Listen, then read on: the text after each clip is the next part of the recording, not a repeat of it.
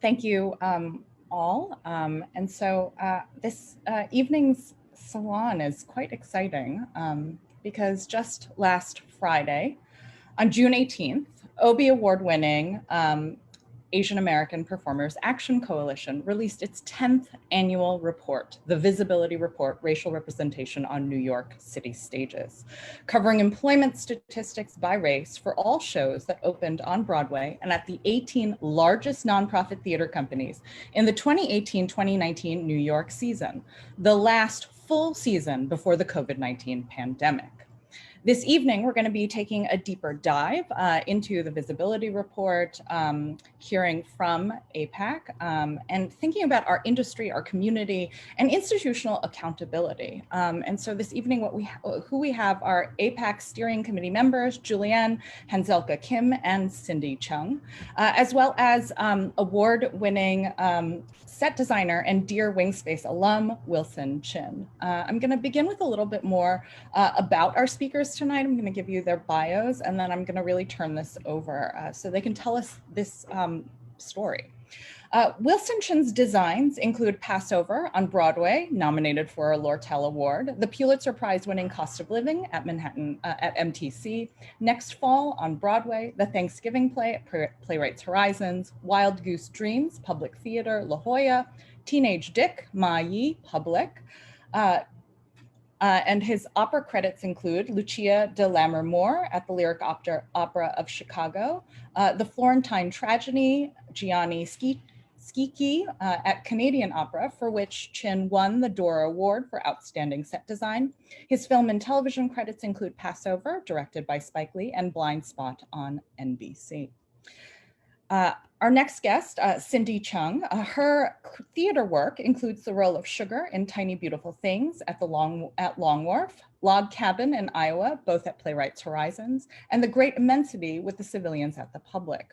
She has appeared on a wide range of television shows, including The Flight Attendant, Billions, 13 Reasons Why, and High Maintenance, and in films including Mistress America, Obvious Child, Children of Invention, and Lady in the Water. She is currently working on The Sinner as a series regular for the first time, and in July will appear in a virtual production of A Gentleman's Guide to Love and Murder, produced by Collaboration as a fundraiser for Stop AAPI Hate. And Julienne Hanzelka Kim is a founding member of the Obie Award-winning AAPAC, where she is the co-chair and co-author of the Visibility Report. As an actor, Julienne has performed widely on Broadway, off-Broadway, regionally and abroad, and in numerous TV and film projects, including recurring in the upcoming Netflix series Hit and Run. She is a Van Leer Literary Fellow and the recipient of the Ron Van Leeuw Teaching Fellowship, and holds an MFA from the NYU Graduate Acting Program, where she was a departmental fellow. She is currently on faculty at NYU's Graduate Film Program. So welcome, and thank you for being here. I think Cindy, I just wanna take a moment to invite you to tell us the story of AAPAC, its inception, its beginnings, as well as the Visibility Report. I mean, it's sort of extraordinary that it's been 10 years. It's crazy. And yeah, so I'd love to hear about that. Sure. I'll tell you the story from my point of view. I'm sure there's a lot of different ways of seeing how it started, but essentially, an Asian American actor in New York City in 2011 posted on Facebook, I've been an actor for many, many years, living in New York City, and I just had my first audition at this off-Broadway theater. And what followed was over 100 Facebook posts saying, me too, or I've never auditioned at that theater, or, I've also never auditioned at this, and this theater, all these, well-known, mostly off-Broadway houses in New York City. And the suspicion started to creep in that we weren't being seen at these places. And so someone organized, I think it was Pun, Bandu, and Angel Desai, took the reins and said, let's, get together and talk. And Nikki Perizzo at La Mama kindly offered the theater. And we just sort of put out a call to Asian American actors. And there were probably a little over 100, at least from what I recall, gathered in this room. And we started passing the mic around. And there was a lot of rage and sadness and a sense that a lot of these things had never been spoken out loud before, that I can't even get in there to be seen. And it was a venting session, but a very productive one and a necessary one. And eventually, Pun, Angel, Christine Toy Johnson, I'm sure there were other people involved as well, started passing around a piece of paper and said, if you want to get involved and try to do something about this or shed light on this, sign up.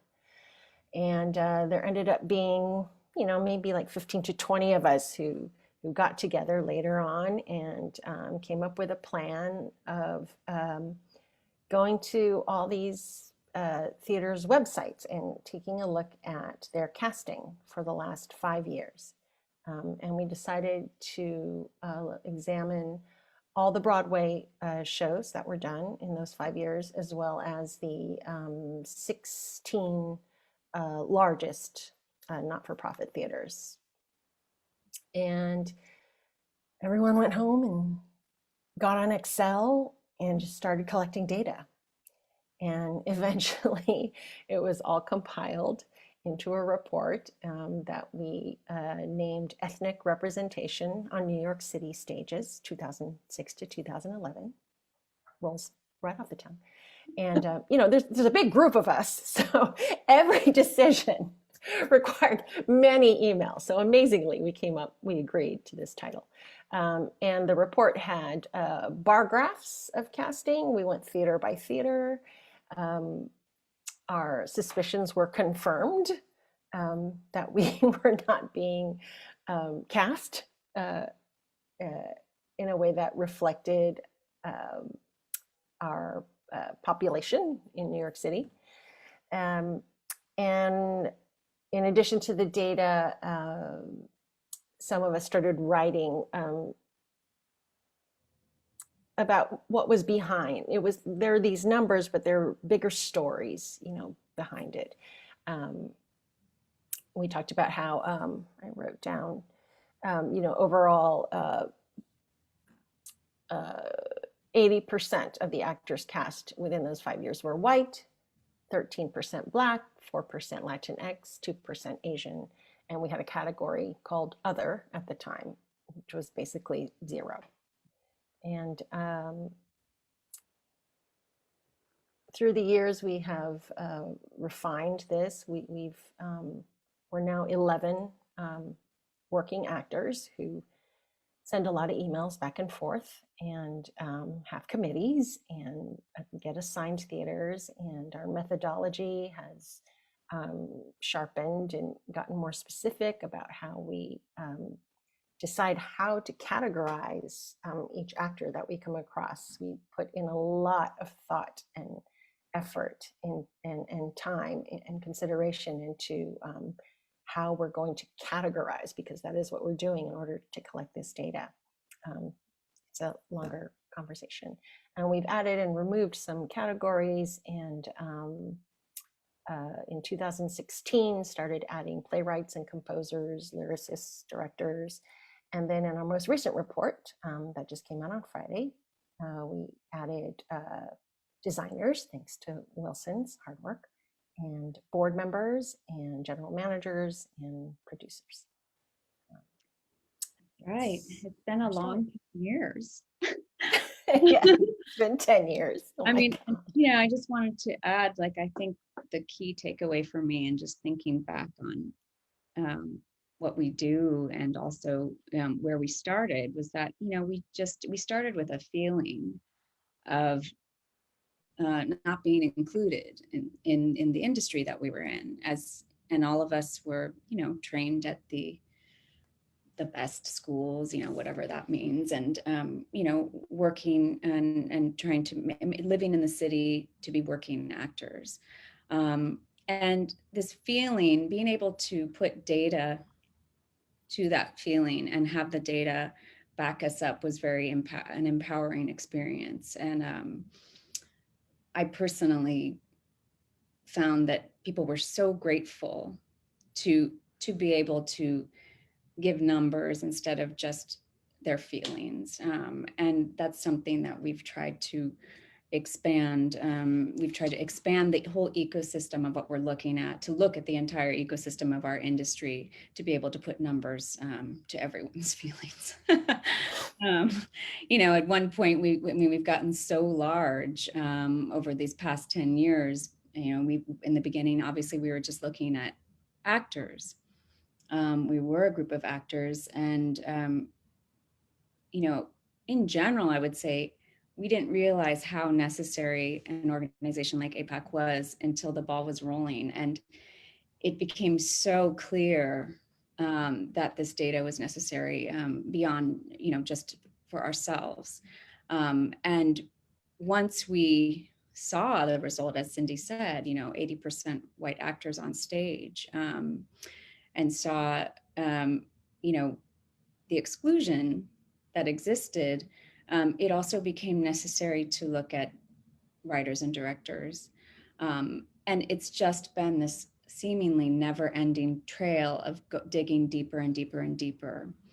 And, what I've personally realized is that it's all interconnected. And it's gotten so expansive out of necessity.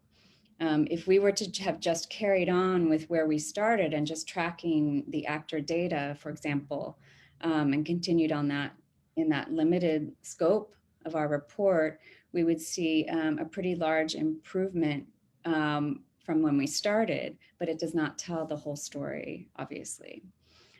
So as our report has expanded, we've also tried to expand the narrative of inclusion. Oh, this is our I'm going to pull up the report. And this is the newest one. Am I correct? This is, if it says 1819, yes, that is our brand new report. As we included writers and directors, we also realized that which I think was a huge leap for us. At one point, this is just fun fact. At one point, we even tried to include gender. Yeah, and we did that before, and we were like, this is crazy. We got to stick to race. Yeah. But I think that was in 16, 17 when we started to include directors and writers. And with this report and our last report, we started to touch on something that digs even deeper, which is gatekeepers. In our last report, we included artistic directors, which we found to be 100% white at the 18 largest nonprofits. And we started to look at what we call economic impact. So we have representation numbers, but we're also looking at, just for actors actually, what does this mean in terms of economics? What are actors making this is for just the largest nonprofits. We're unable to do that for Broadway, but what are actors making based on their race? And with this one that Christine is so beautifully flipping through, we've expanded the economic impact section to look at funding. And there it is. This was a big undertaking for us this year, but we wanted to look at what theaters of color received in funding versus the largest nonprofits. And we found a very wide gap, both in government, public funding, as well as private funding. We also, tried to expand our gatekeepers, and I think we will continue to expand. Cindy led the charge of collecting board member stats. We had some outside help with that, as well as general managers and producers. We also had some outside help with that. for Broadway. And a huge hole in our report was designers. And we were so grateful for Wilson Chin here to take on the initiative of collecting that data. I'm so grateful because, you know, as we've gotten, I mean, this report has went from being like 15 pages or some 20 pages to, I think it's like 130. I don't even know. It's just gotten so gigantic. And thanks to the amazing support from the American Theater Wing, we also have gotten fancier charts as well.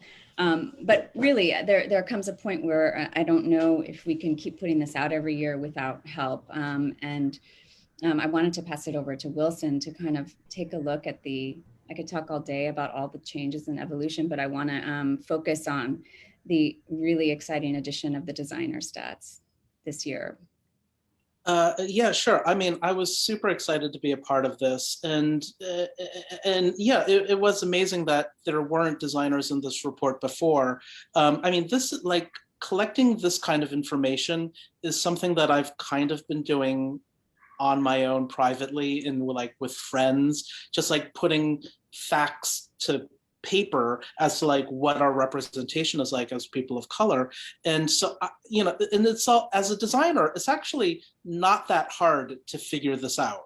You know, you just go on IBDB or, you know, like the Lortel archives, and you get all the information you need about, you know, what the Broadway shows are, who designed them, off-Broadway shows. So, you know, like, I made an Excel sheet and it was pretty easy.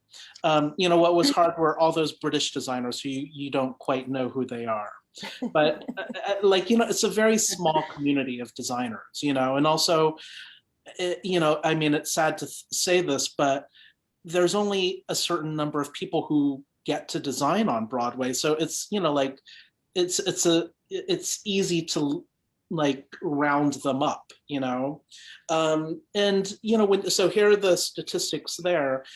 You know, doing this, it was, you know, it's always a little bit, like, you're always like not surprised by the numbers, but also just to like see it is surprising, you know, like you knew it all along, but to see it actually like written out is like, wow, that's crazy. So yeah, I was so excited to be a part of this, and I'll do it every year, you know, so count me in. Thank you. Also, I'll have to say, as a designer, the graphics on this report are incredible. The graphics is what makes you keep on reading it because it's so readable and it's so visual. It's like everyone has to just go through this whole report. It's really great to go through.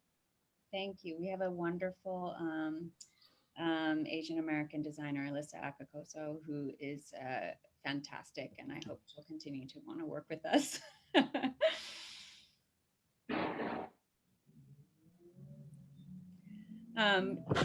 Wilson, go ahead, Julianne. Well, I was going to ask Wilson.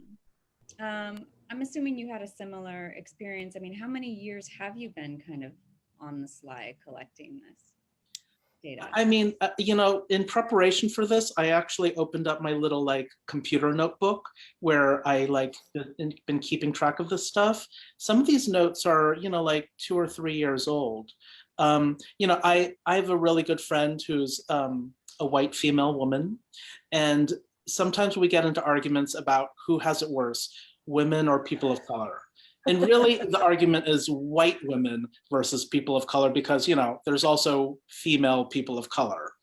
And so like when we get into these arguments, sometimes I just like pull out IBDB and I just like, I just go through the hard facts and was like, see, this is how hard it is. So like, these were numbers that I kind of already had at my fingertips. Amazing. We've resolved it since. And that's good. I wonder who won. Do you feel, I mean, I'm assuming you had the similar experience of like, oh yeah, that, you know, 90, what was it? Almost 93% of people, of designers who work on Broadway are white. I'm assuming, you know, was great for me when we looked at the actual numbers, we could also see, that spelled out of 153 designer, 13 were designers of color.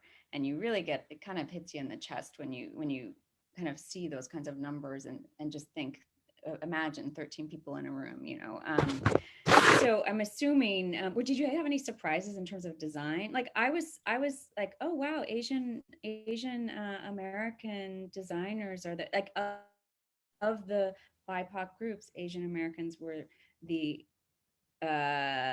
most represented. I was surprised by that. Yeah, I mean, I think some of the surprises is breaking it down by design category, set, costumes, lighting, sound, projections, and seeing where the numbers, like there are things that I predicted and they actually happened. I find that the more like male dominated fields like sound and lighting also are predominantly white as well, by far.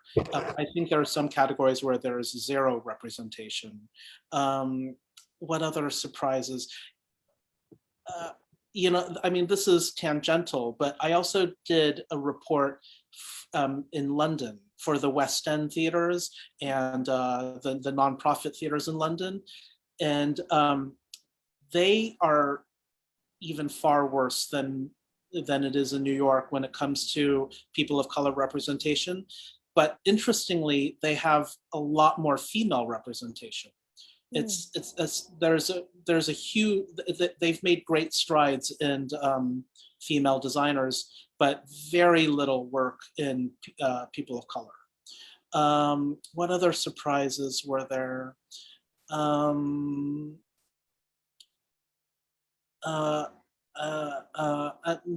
I'll think of some more. I mean, I thought it was interesting that also, I mean, well, let's just be for the people who haven't read the report, in terms of overall, which is Broadway and nonprofit combined, it seems to be that video design was the most, at 96.2%, was the most exclusive category, followed by lighting, which was at 85.7, and sound, which was at 82.7, and sets was 76.5, and costumes was the most inclusive at 60.9%. I mean, that was interesting, and across the board, both at the nonprofits and at Broadway, costumes was the most inclusive category. I mean, I will say also the costume department they work the hardest for the amount of that they're, it can be grunt work for those people, which is, I think, why you see a lot of women in there, because it's like it's considered women's work. And the amount of, because, like on a show, you typically have a production manager. The costume departments don't get the same kind of help that other departments get. They're expected to take care of their own budgets, do their own return. Like they're like a one-person design department. And it doesn't surprise me that the department where women are accepted the most is also where people of color are accepted the most. It's interesting. That's interesting. And that it's like the sort of department or field with the least infrastructure, as you were saying, when Exactly. You're talking about a production manager, this entire idea is that like it's an infrastructure-less thing. And there is an assumption that the costume designer, the entire sort of costume team will just do it all. Yeah. And that's just, it's historically been, the most dumped on designer in the room. Wow. It's terrible. Interesting to get this perspective. I mean, had no that idea. makes perfect sense. Yeah. I mean, that makes perfect sense. They're also the designer who is most hands-on with the actors. Mm-hmm. So I think there's something in there too. So, I mean, that is the one department where, directors and producers feel like, well, if this is a people of color show, the costume designer should be a person of color too. whereas other departments don't necessarily get that same kind of care. Oh, you're touching on something that I also thought was really interesting. Shuffling paper on their mic. Oh, is my mic being covered? Sorry. Can you hear me now? You were touching on something that we found really interesting in looking at the data for designers, which is that there is, and I will say this gently because it's when you have 1 year of data, it's different than if you have 5 years or 10 years, and we're looking for patterns. But there's evidence to suggest that when there was a culturally specific show, that there was more likely a chance to have designers of color involved in the show. And so this is what I was talking about when we have to look at all the whole ecosystem of the industry and see, how it all interconnects, So when there is, let's say, a writer of color being produced, or let's say a director of color directing a show, is there going to be a pattern where there will be more designers of color hired? And there's some evidence in this 18-19 season that was the case, which I thought was exciting. And hopefully, Broadway is one tough nut to crack. So, there's not much progress there in writers being produced. And that's something, there's a lot of roadblocks still. We'll see what happens. But up till now, or up to date, there's major roadblocks there for writers of color. The nonprofits did quite well this year. There's a lot of work left to do. There's a lot of opportunity left. That still is unfulfilled opportunities, I think, for writers of color in the nonprofits. But they did increase culturally specific shows, and I think that helped designers of color, as well as obviously actors of color across the board, So I think that I thought that was a hopeful sign, particularly for the nonprofits, and I hope that continues, and that's something that we continue to see. And this is not data driven, but I also think there's a certain level of authenticity that designers bring to a culturally specific production that is really important in terms of storytelling. Absolutely. Something else that we did, I think this year for the first time, Julienne, is to highlight those theaters who focus on BIPOC stories.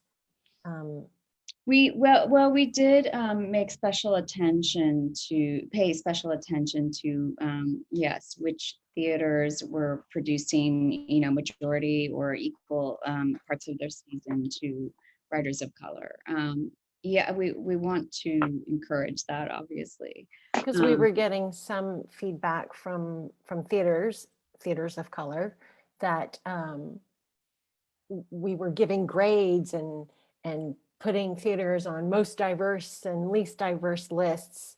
And meanwhile, here are these theaters who've been toiling this whole time, who don't necessarily have the stature to be considered one of the 18 largest nonprofit theaters, who are not getting rewarded in our report, at least. Right. And you make a really good point when I was talking about just now about theaters producing more, writers of color. I am talking about the 18 largest nonprofits, predominantly white institutions in our city.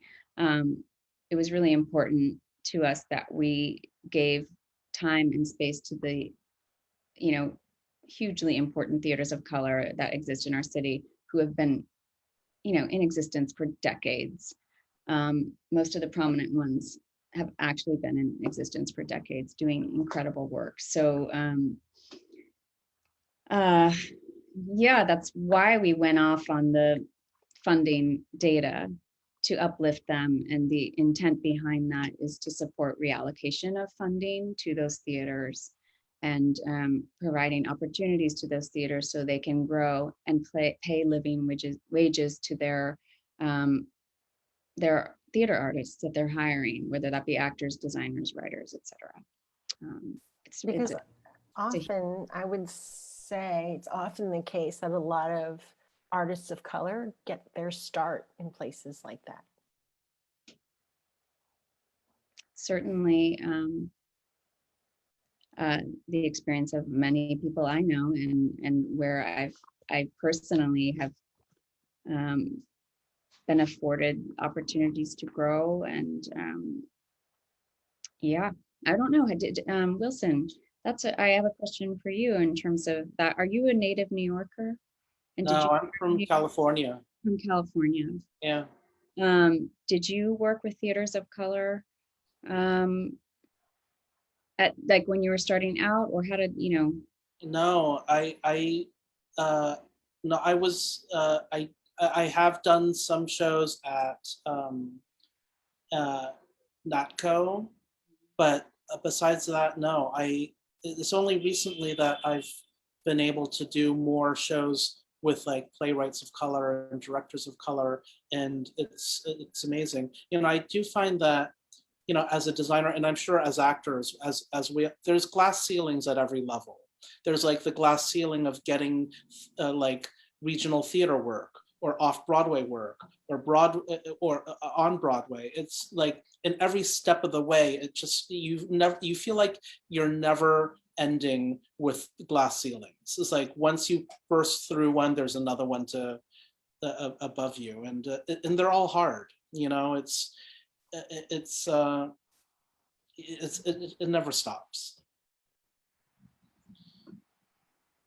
So Julienne, Wilson, and Cindy, thank you so much for all of this. And what I'm hearing is a kind of repeated way in which there's this felt or sensed experience. And then to collect the data, both the sort of surprises and affirmations, sort of, and they're sort of disappointing affirmations that some of this data actually gives to you. And it's been like over the 10 years to then hear about the evolution of the visibility report, the things that you're looking at, the sort of, if it began with casting and representation by performers, actors on these stages, right? To then begin to sort of keep pulling out to consider the entire, Julienne, you used the term ecosystem, right? And that in particular, this 2018-2019 report, thanks to Wilson, really sort of brings that data, that what was felt for many years and maybe like anecdotally just archived in Wilson's computer, and probably in other designers of colors is like scrapped somewhere, right? This felt experience that is now actually both visualized and put into data. What I'm really wondering, and this is connected to this, this comes directly out of Cindy speaking to the response by not these big 18 or not these really big PWIs in New York City, but the very the historic and long-standing theaters of color. I wonder what reception and response that you've had to the visibility report. And you've got like 10 years with which to think about it. And I wonder if, since this is just from last week, just from Friday, it's barely been a week, right? I'd love to hear what that response is, especially since this is the visibility that report that is like, this one and I think your last one, they're coming on the heels of the racial reckonings of the summer. We See You, White American Theater. I'm really wondering what that reception and response by the industry has been, especially say by the gatekeepers or by the theaters, if there have been any. and how that might connect with what I'm hearing from you as individuals and individual artists, that the reception and your response to this is like both sort of like this gut punching confirmation, but it also sort of like, what it does is it makes starkly clear that you actually have been gaslit the entire time. It's interesting because we have engaged over the years specifically with certain theaters, and some have had radical improvements, like the Atlantic Theater, and others have not. In terms of like this particular report, I think that you're right. The last report and this, the one that was just released, I think people are waiting for it, and I think people have been waiting for it, and I think that there's, we've been doing this for a decade, and I think people paid attention, and it's increased in terms of like the theaters know about it, absolutely. Funders know about it. Everyone knows about it. Some choose to ignore it. Others take it very seriously in terms of those 18 nonprofits that we cover. With this one in particular, I think that everyone's been waiting for it, but we have yet to have direct interaction with any of these institutions right now. We have a particular initiative with this report that we do want to approach in an organized way, funding agencies with the data that we collected. We would like to use this as a tool to have conversations with funders to address what I spoke to earlier about reallocation of funds and supporting theaters of color as much, or if not more so, than the large nonprofits who receive also have access to a huge kind of connection of private funders. And foundations, private foundations that want to kind of expand their outreach. People need to work together. It's not, so things aren't just based on relationships and kind of fancy gala parties. So that's something that we want to accomplish this in the coming, months in terms of like an initiative of us giving outreach to specifically to, I would love to have conversations with all of the theaters, and we always open our doors to that and offer, we've done roundtable conversations, private meetings, things like that. And we always extend that to anyone in our study. And I hope that but what I was saying is we've been doing this for 10 years and people have paid attention, but I feel like people are really listening now. I hope, and what I mean by people, I think that these institutions have been called to task, and I think that there's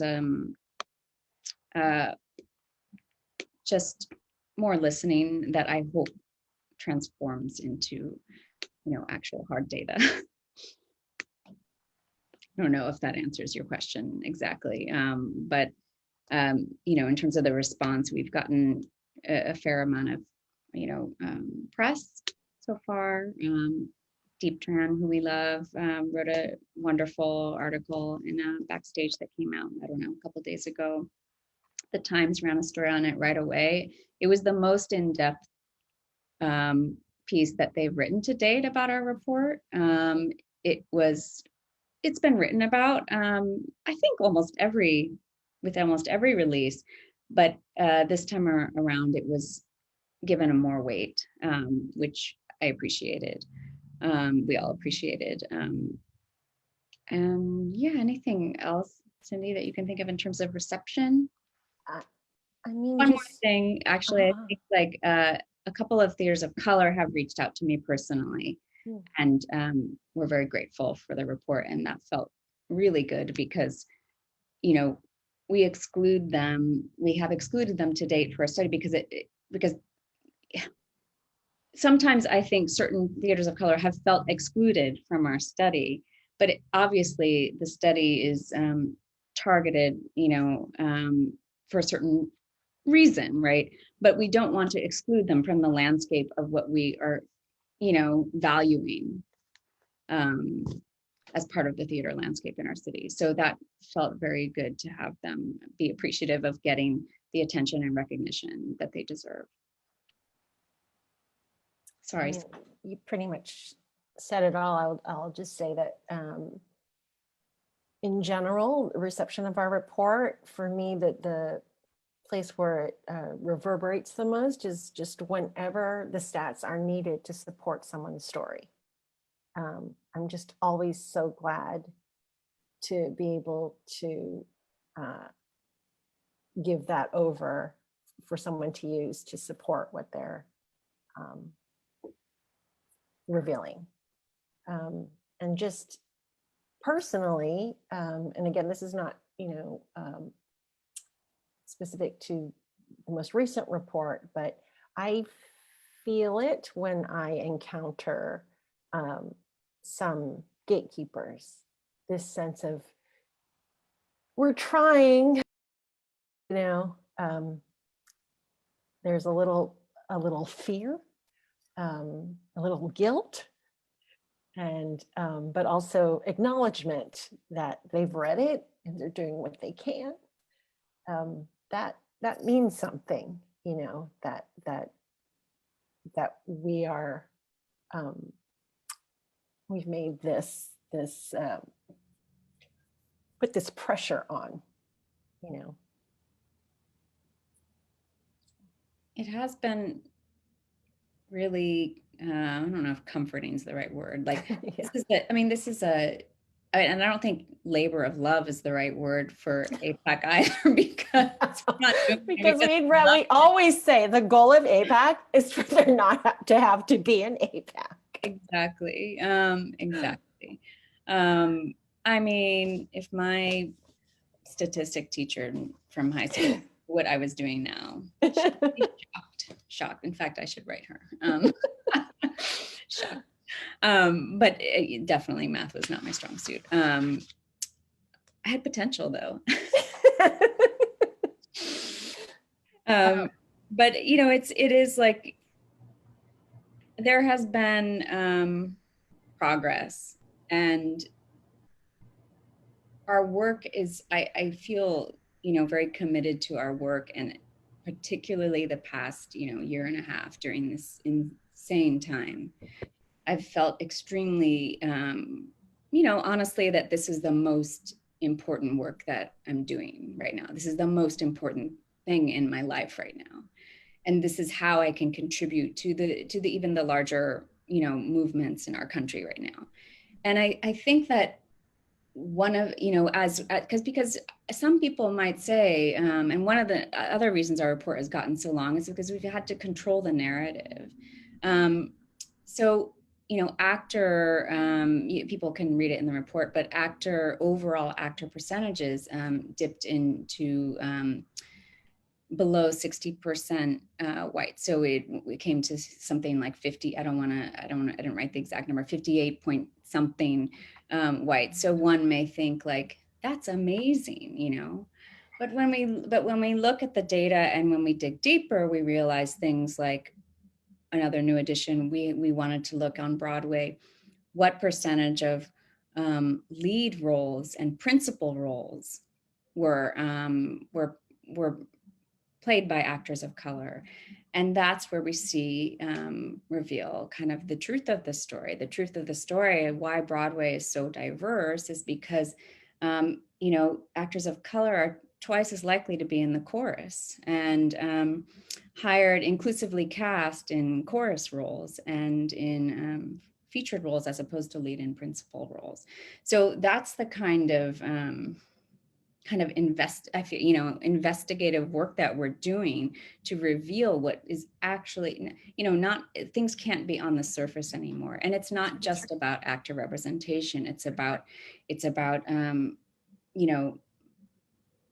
agency. It's about what stories are being told. It's about how they're being told. It's such a more nuanced argument than it was 10 years ago. Along those same lines, we started looking at, when theaters have more than one space, That's which right. shows get put in the larger space and which ones are in the smaller, and it's what you think.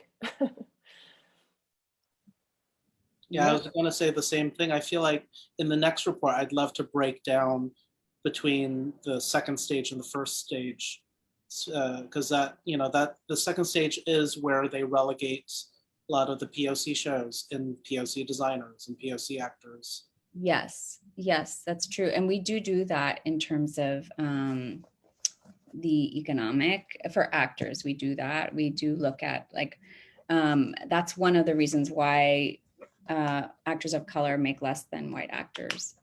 It's one of smaller houses, smaller brands. And we introduced that with the last report, and we refined it with this report by actually counting the number of performance weeks, you know, finding the salaries, and it was a lot of work. I really wish we could do that for Broadway, but it's not possible. There's a lot of see the contract, and also for nonprofits who fared really well within this report. On paper, we were unable to look at lead versus featured supporting roles because there's a lot of new plays happening in the nonprofit world, which is wonderful.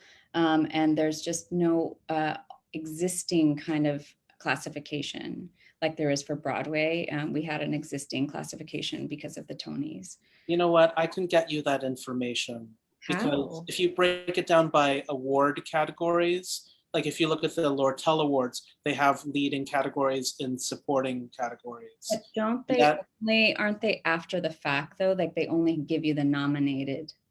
I might be able to give you that information. Okay. I can call someone. Well, this actually goes to my next question, which is and actually I just had someone text me that the report has actually made the hourly news update on national NPR this weekend. Wow. Great. But that, you know, there's a way, I mean, this might be for like the data and stats nerds out there, but I think that you're actually getting at this thing, which is like, how transparent is this information, right? I mean, Wilson, when you were sort of doing your own like archive, you were like, well, you go and look and search and figure it out. And but Julienne, you were just saying how like impossible it is for certain kinds of statistics. There's a way in which I feel like this isn't something that you can just like put in a Freedom of Information Act report and then you'll get some printouts sent to you, right? And so I would love to hear like, what is the transparency around all of this? Like, what is like what kinds of access do you have? Is it because, you know, Wilson will know someone and therefore can get you this information? Like how cagey are places about giving you this kind of information? So for actors, we do all of the research ourselves, and we've amassed a very large database at this point. Our methodology is 100% transparent, and it's updated every single report. As far as, actually it's, we actually, for racial designation, we, here's a methodology change. When we first started out, I think we said something like, it was very minimal. Yeah, it was visual identification. And now, as we've, grown and learned and refined, it's self-identification trumps all, obviously. It helps that everyone has a website. Yes, and there's talk about their family.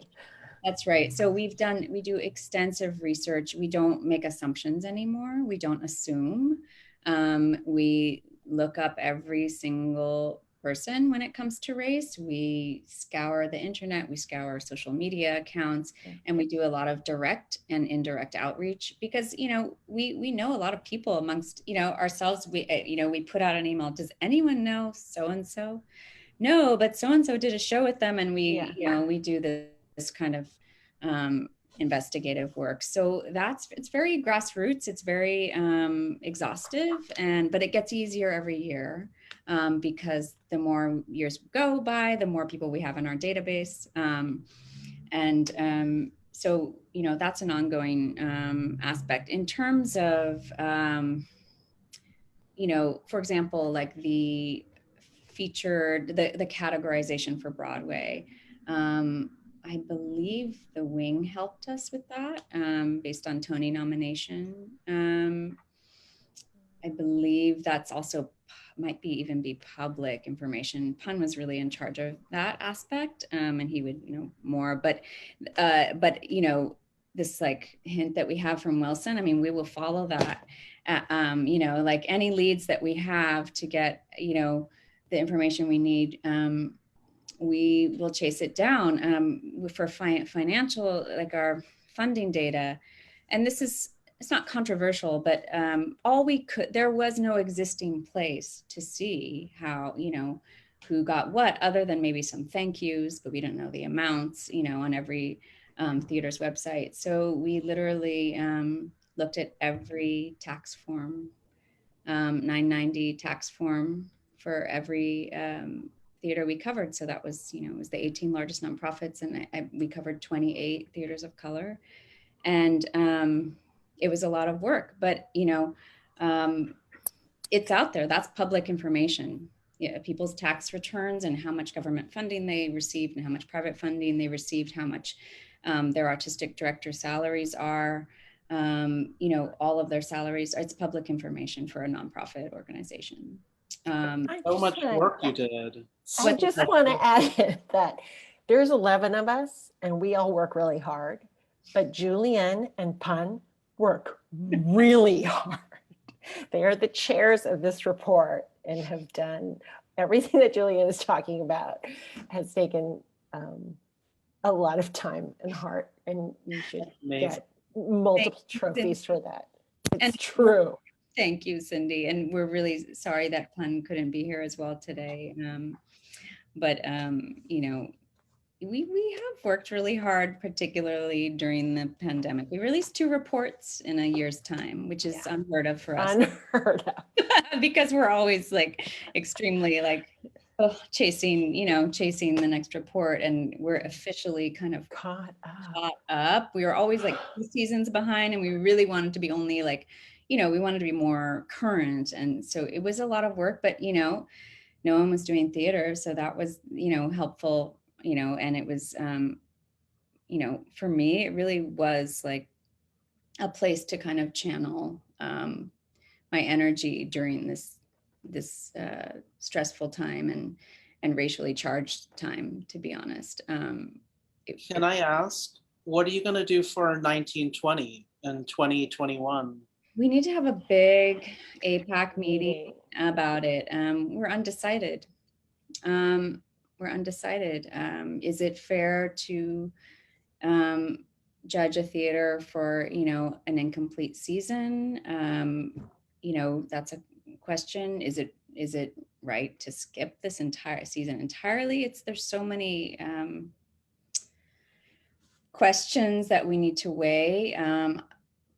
I personally feel like we should document it. I also think like when we do like a 5-year look back, for example, we'll want to include what was available for kind of 5-year overall look backs, which is actually coming up. And I think in like one more season after this season.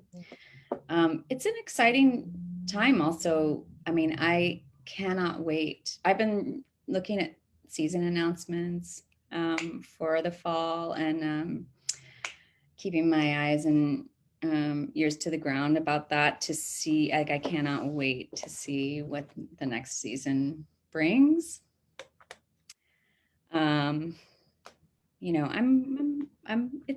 It's a, we're not just like I said, we're not just talking about like how many actors of color there are on stage technically, so it'll be interesting to just see what happens. In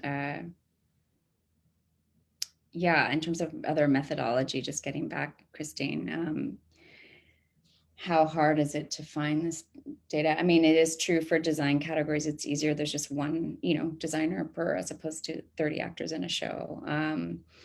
Directors is quite easy. But it's the same process for everyone in terms of how we're categorizing. We also, I'm very happy to say we included mixed race actors as a mixed race actor myself.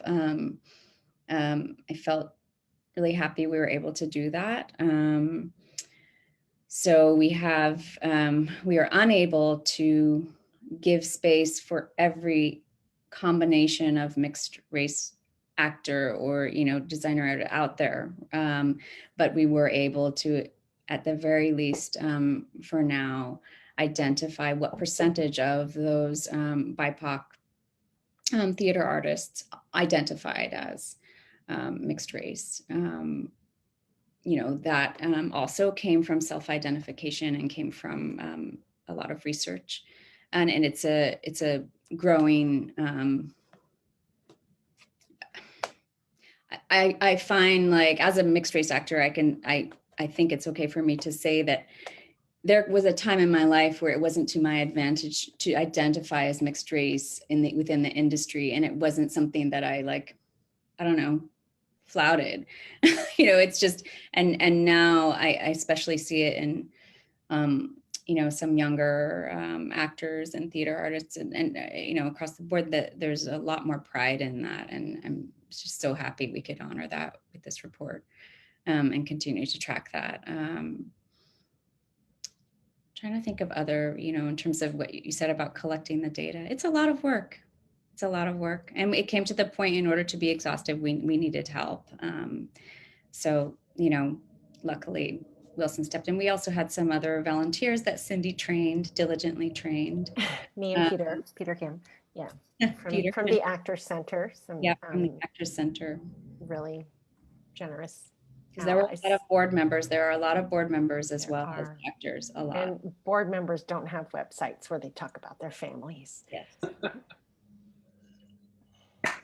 So I wonder, because I'm hearing from you, Wilson, you talked about, okay, so what will we do for next year? Though the 2019-2020 season is, of course, like such a huge question, right? But what I'm wondering is if maybe, because it's sort of come up in different kinds of ways, I'd love for you to speak to the question, like, where does the visibility report go from here? Kind of what next? But I'm also interested because of, who this report is speaking to, who this report is calling in, right? Where it is that you want us as an audience, as members of this industry, to where do we go from here? What other actions can we participate in, or like what armed with this data? I've been hearing like a lot of sort of really amazing sort of, and I had jokingly mentioned gaslighting, but there's a lot of affirmation that comes with that, right? And some that this is that in looking at representation, that there becomes representation, right? There is a kind of being seen, even though what much of this work is doing is actually tracking who is not seen, right? Who is not included, who is overlooked repeatedly, right? And so this is really sort of where we've got this report, we've got 10 years of reports. What is that springing off to?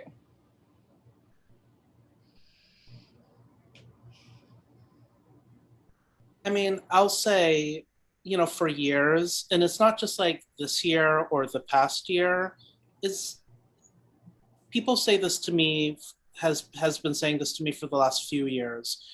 They'll say, oh, it's really great to be a person of color in theater. You must get hired so much. It's like, oh my God, who says that to you? People say it. People say things like, oh God, it sucks to be a white man right now. Stuff like that. Whoa. And this report is something that you could just be like, take a look at this report. It's like, maybe this year people are noticing things more. Maybe like people are being a little bit, like there was a new Black play announced today on Broadway. And I know some designers working on it who, you know, are people of color, and it's very exciting for them. But at the same time, it's, you know, these little things does not add up. When you look at the big picture, it's still pretty great to be a white person in theater. You know what I mean? You know, the idea of scarcity, and that like if one job is given to a person of color, that it means, oh my God, a job is taken away from a white person.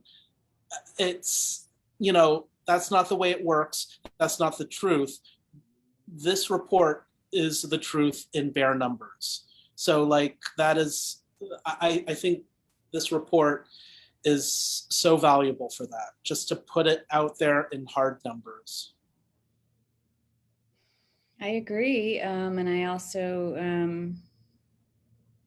mean, it's interesting. I mean, just mentioning the scarce, there's also something to look out for that we're keeping our eyes out for in the data is a scarcity model within BIPOC theater artists.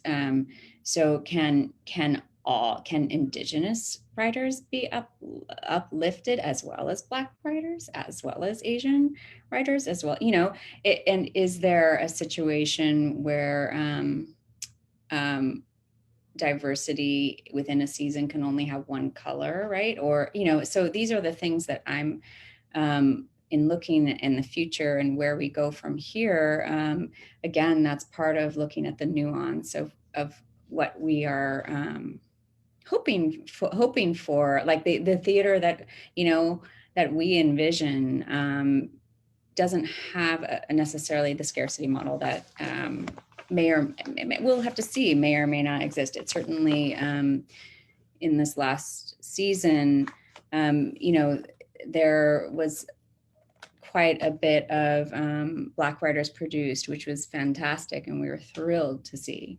But did that mean for the institutions producing, did that mean that they couldn't produce a lot of Asian writers or any, you know, Latinx writers? That, you know, like what does that mean for them, and how are they? What is the logic and behind that? That's something that we want to keep our eye on going forward. I think I like to say that we're at a really exciting moment in the industry.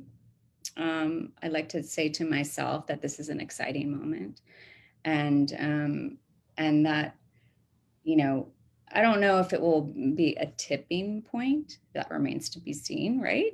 I think I will say this. I think there's been incremental change, and I'm hoping for a much larger shift. Personally, like I'm hoping to see a much larger shift in what our industry looks like. I'm very curious, you know, that's great that you mentioned this play on Broadway, upcoming play on Broadway. I mean, Broadway is just, you know, it has not made, as far as I'm concerned, it's made no progress. I mean, if they can say the numbers are, their actor numbers are increased predominantly because of inclusive casting and chorus roles, like that's not really progress in my book.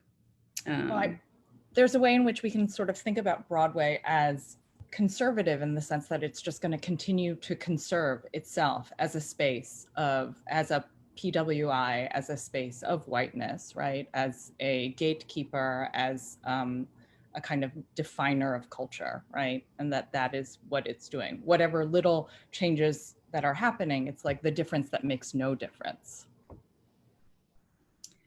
Yeah, the difference that makes no difference. I like that.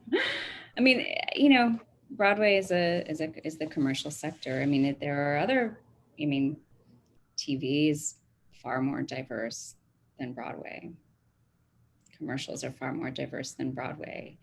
I don't, you know, audiences are, there needs to be new audiences, you know, so there have been huge successful hits, that are very colorful on Broadway, Hadestown, like, for example, obviously Hamilton, all that, so I don't know. I think this idea of gatekeepers and looking at kind of the demographic of producers on Broadway is part of it. And I think that hopefully even just talking about that and bringing awareness to, I don't know, I'd never thought about that before, certainly, like, you don't really, as a theater goer, you don't really think about all the time who's producing.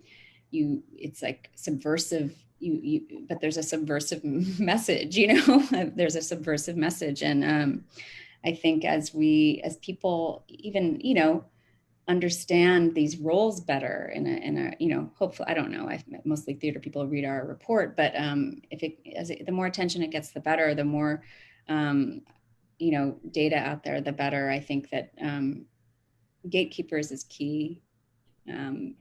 Pun did this great analysis of Broadway producers of color who did produce in this past season. I thought it was a great, interesting. He's a producer himself on Broadway, and he was able to give his perspective in that area. And I thought it was fascinating how, again, like, we will continue. This is our first time tracking producers, and we will continue to. But again, we saw some evidence to suggest that the more culturally specific fare on Broadway, there was more likely to be lead producers involved of color, and so the more that happens, the better. I don't know how big this producer circle is, but it needs to expand, and there's opportunities for a lot of new first-time producers of color to jump in. A lot of what our report is doing, I think, is just shining light in those dark corners and just expanding where we're looking, to just start awareness and conversations about how to improve those areas that we don't think about when we're at the theater, like you said. Yeah, things we don't think about. I mean, I hope people read the report far and wide. I love this opportunity to discuss the report here, for example, kind of a new audience for us. And hopefully we can, get the report in front of as many different, sectors of the theater industry with, different, parties. Again, like we want to target funders, for example, and arts funders. And, I encourage anyone who's listening or watching or to share it far and wide. If you support our work, the more people who see it, even if they're just looking at the pretty pictures and, getting the gist of it. I mean, it really is getting very detailed. I was just like, oh my God, yeah. My God, no wonder we were writing for so long. But, So there's a way in which, Julienne, you talk about, that you hope that there's a tipping point, all of this work that you've put into the report and the report itself. I mean, it is the grounds upon which a tipping point can be created, right? One hopes so. And I don't know if I actually said this, but where I was going a while ago when you were talking about the reception, I said people are aware of the report. Some theaters more than others, and some people more than others. But I feel like now people are really listening right now, and that there's a different kind of attention right now, potentially. And in some sense, we've been waiting for this attention. We've been patiently collecting the data and waiting for the moment when people will really pay attention and where it matters to more people than just us and a handful of theaters. I hope that my feeling that this is I hope that that's my feeling is correct, that people are listening in a different way. And I hope that we can, like Wilson said, that, we're providing the data So it's an unemotional, can be an unemotional experience looking at well, maybe for some, it depends, but this is just the situation, and this is not, where we want to be as an industry that is, thriving and continues to thrive and continues to acquire new young audiences, and, doesn't turn into an archaic art form. It's a living art form. I think the strength for me of the reports, of the data, is the way that it's using the very sort of language that is often wielded by power, by institutions, in order to make clear, felt, lived experience of artists of color. And for that, I am grateful, and I think many of us in the community, and I think, and speaking, if initially it was the Asian American theater community, the way that it's also expanded, in order for us to think through, to sort of push against that scarcity model that, there can only be one, right?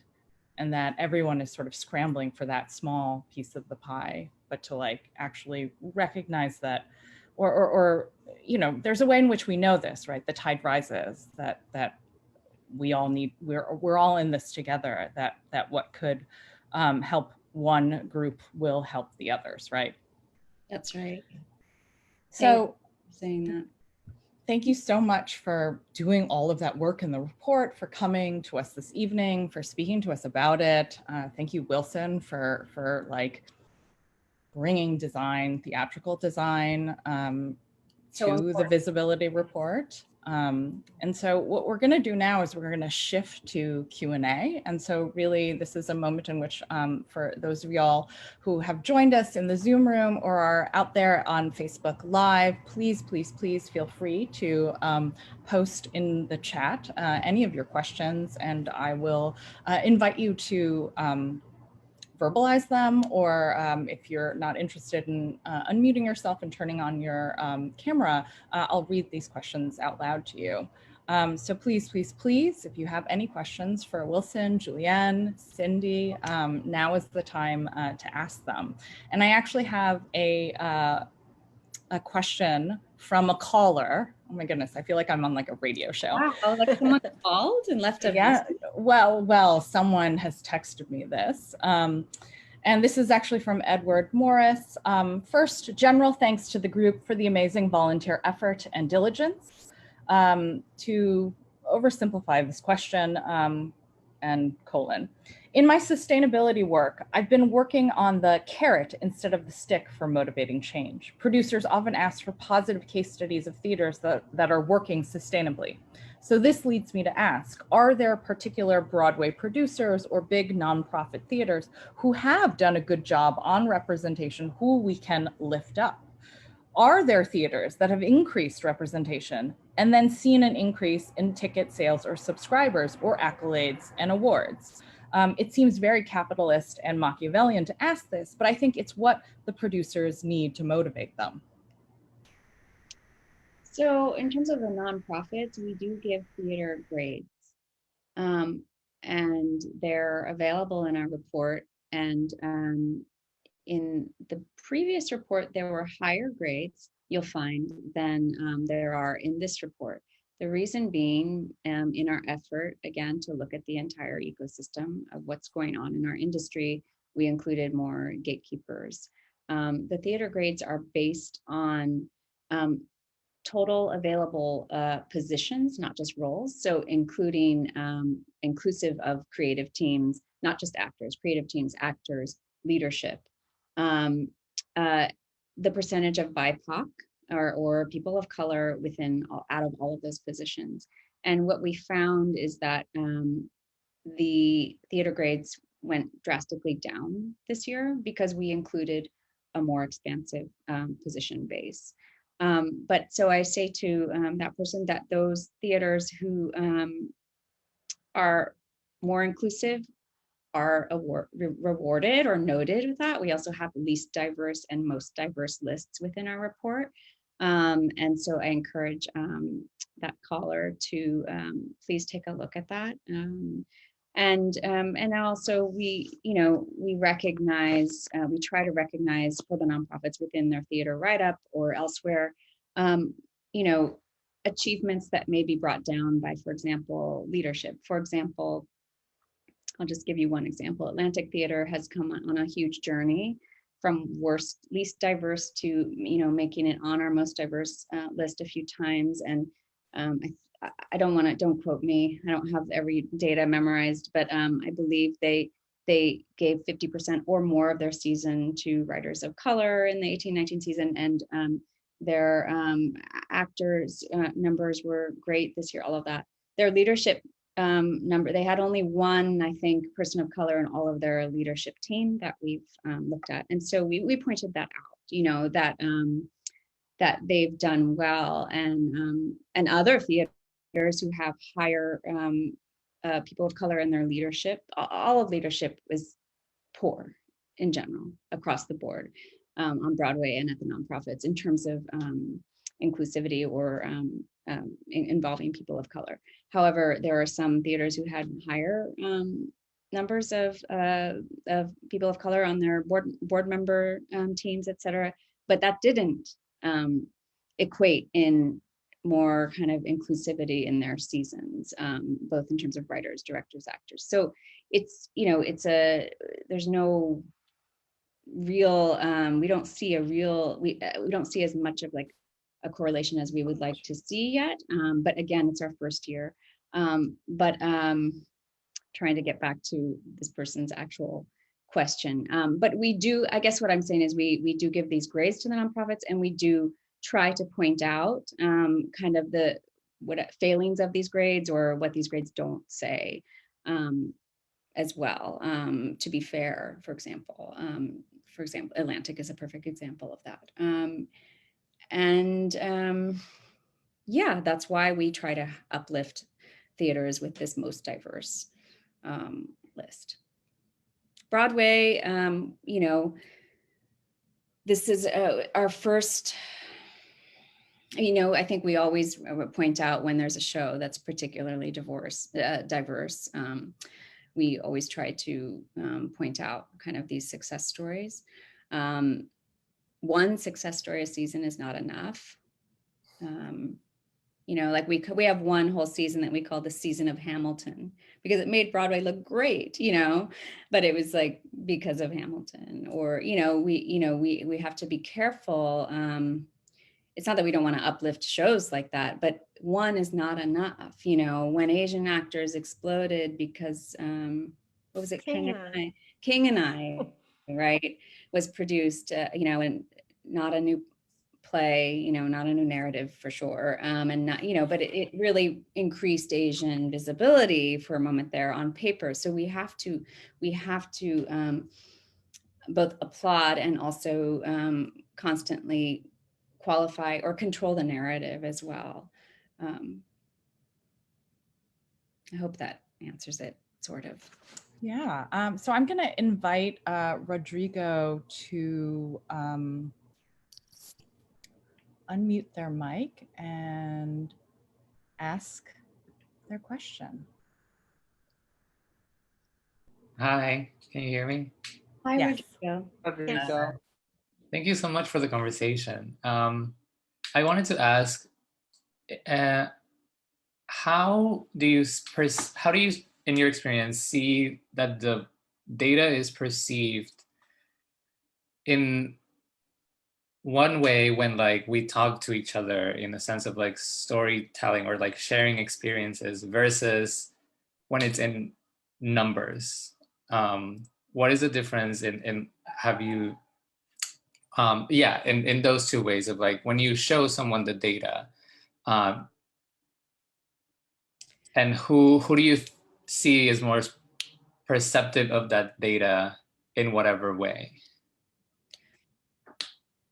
Well, I will say, data matters in my experience because data is less contestable than feelings. that's, you know, my personal opinion and my personal experience. And as like Wilson just pointed out, you know, in his anecdotal story about, you know, talking to some other designers in the field, like, I love that he can show them the data.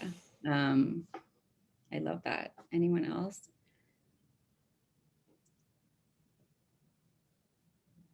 I just know that when people hear the data for the first time, it's very shocking and sobering. I mean, for me, being on the inside of it, it helps me. I don't like to, as someone who works in, you know, advocacy and or volunteers in advocacy and activism, I know that it gets to a dangerous point for me if I get too emotionally involved, and that I can't sustain my work if I'm too emotionally involved. And it's exhausting, you know, it's just draining in a very intense way.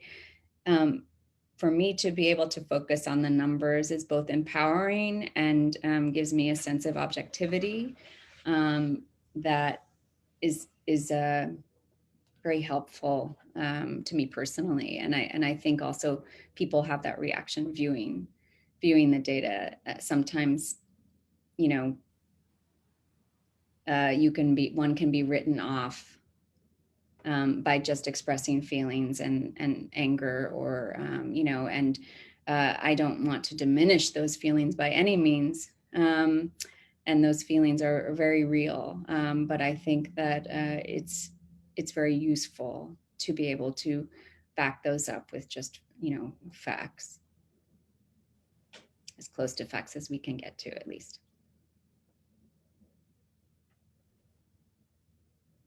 Are there any other questions? Please feel free to post in the chat.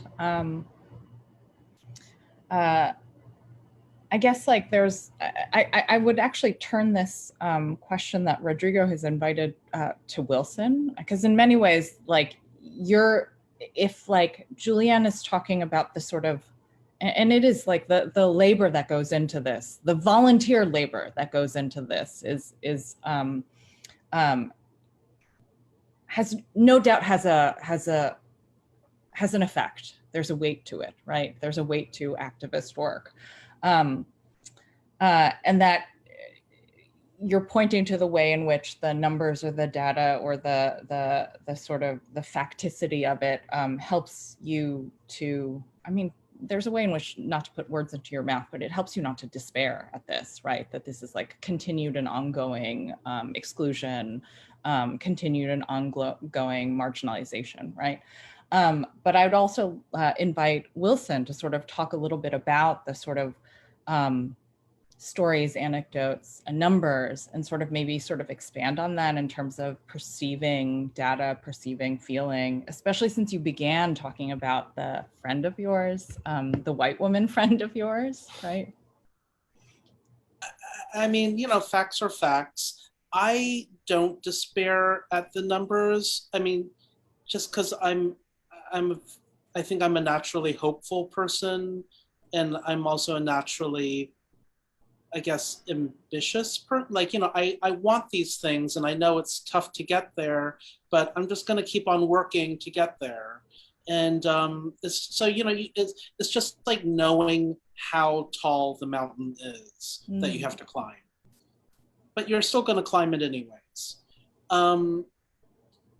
I find the numbers comforting in a way, because it's like, well, that's so, because, you know, you just, in your mind, you have like so many anecdotes, and like you think some, you know, like it's just putting all those little thoughts that you're thinking into hard numbers. So I find comfort in that.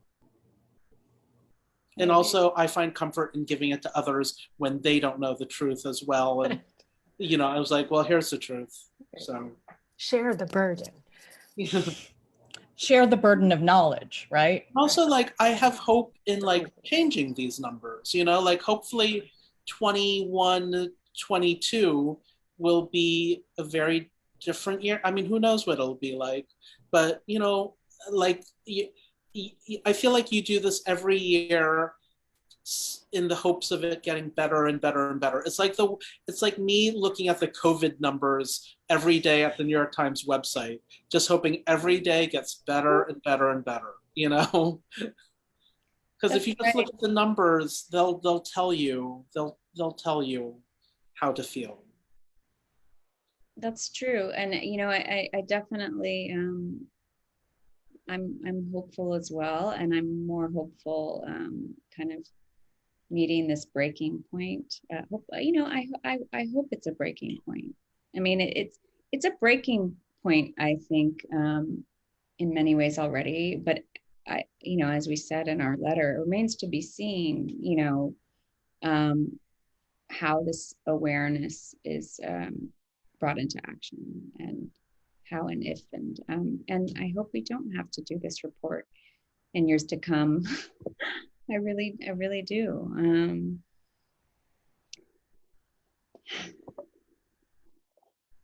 Well, thank you so much for the report, for coming and speaking to us tonight at Wingspace. I'm actually going to stop the recording and Facebook Live, and what we're now going to shift to is just a sort of open hangout. But I wanted to let you all know that upcoming salons can be seen on our website, wingspace.com/events, as well as on our Facebook page. Our panelists are paid out of our members' pockets. So if you'd like to support this salon, these salons, please feel free to send a donation via PayPal. And please write salons in the subject line. You can join our email list using the form at the bottom of every page on our website. And we're always interested in hearing what people, what you all want to discuss, and folks that you'd like for us to invite into this virtual room. So please, any ideas, any guests, potential panels, folks, just email us at salons@wingspace.com.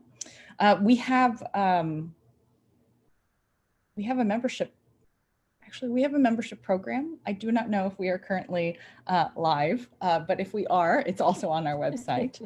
And thank you all so much for joining us this Thursday evening. Go and download the AAPAC Visibility Report 2018-2019. Season 20 for season 2018-2019. Thank you all so much. I'm stopping recording, and I am stopping the Facebook Live, and anybody who is would like to